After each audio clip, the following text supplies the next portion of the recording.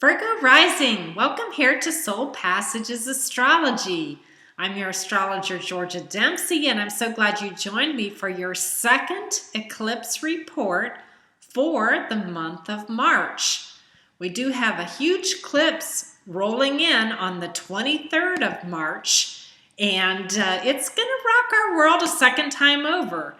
We had another one on March 9th, and I'm going to review that one real quickly so we can kind of set the stage for what's coming.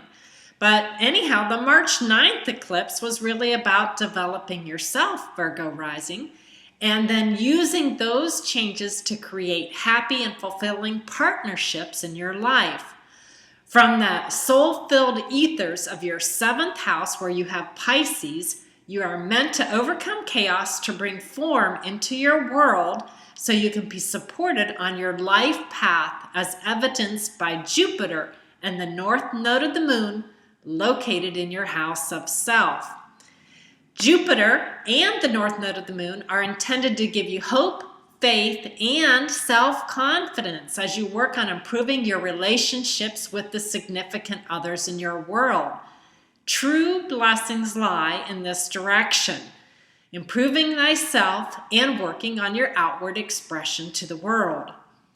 If you recall the March 9th eclipse, Saturn in Sagittarius was the fulcrum point for the entire thing because it formed a huge T-square between your house of self and the others in your life.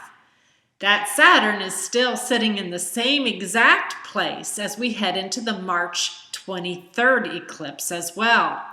And according to the Sabian symbols, the message of this Saturn that is lingering here as the fulcrum point to these eclipses is a moment of pause that precedes change.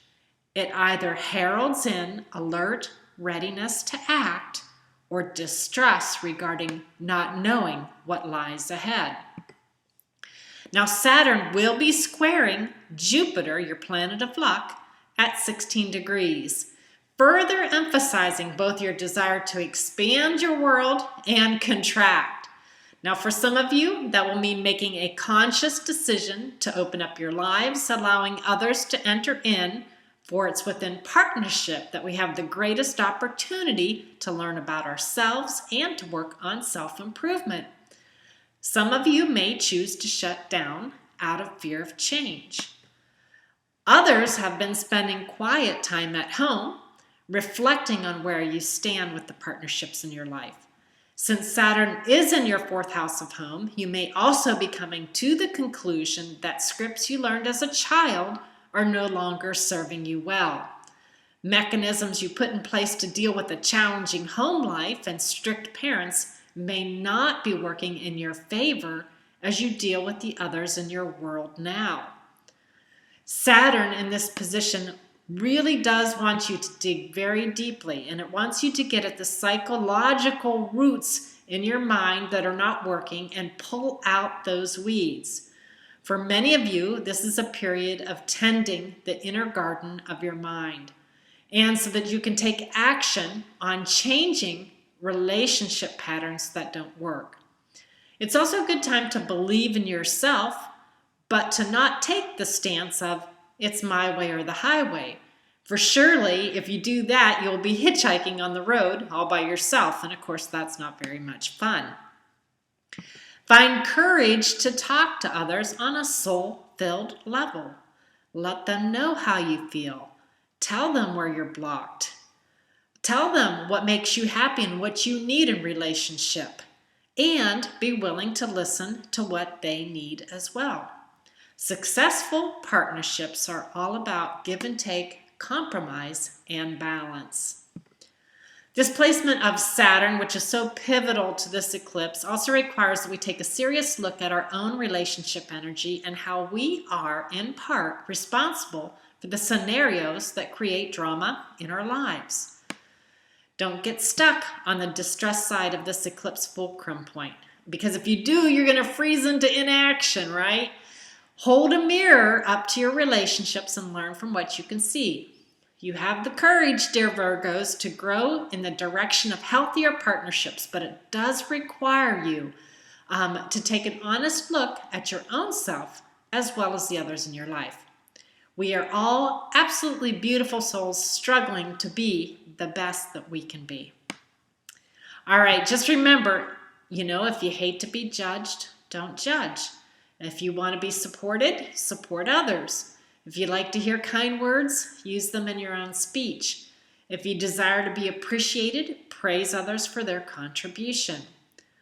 A full moon in your second house of values will reveal a good bit about what is important to you. You have Libra on the cusp of your second house of earned income. So developing well-balanced, harmonious relationships that are equal in give and take are important to you as well as your ability to earn a living. Since this moon is located at 3 degrees Libra, the message is that the dawn of a new day reveals everything changed. The transforming power of silence and darkness leads to stirring revelations. So if you've been doing that work at home, perhaps you've come up with some of those revelations in your life. You can either act on those revelations or sit on the fulcrum point and worry about what's next. Pluto, who is lurking at 19 degrees of Capricorn in your 5th house of creativity, will be hurling energy into this partnership sector as well. With Pluto here in the house of ego, you may have a strong need to be recognized and admired, but it can also have a tendency to make you self-centered or ego-driven, so just be aware of that. Pluto, the Hulk, as I like to call him, wants you to see the positive traits you have within yourself, but he also wants you to see them in others as well and to share in the creative bounty without manipulating people that you're close to. Uranus will be further stirring the pot up in your intimate partnership sector in your 8th house. Here again, you're being asked to grow courage in altering relationship patterns that are not working. The 8th house has a lot to do about healing. So changing interaction patterns that have not been working can have very far-reaching and transformative effects on your world. Get serious about what matters to you this eclipse season, Virgo Rising. Issues of self-worth and self-esteem are lit up by the full moon. So do what you need to do to boost your self-confidence. Maintain balanced and harmonious partnerships with the important people in your life. And remember to hold a looking glass up to all of your relationships so you can learn from the others in your life and what they are reflecting back to you. And if you find you need help along this path, I am still running my special till March 1st, a 1-hour reading for $50. Contact information is at the front of the video.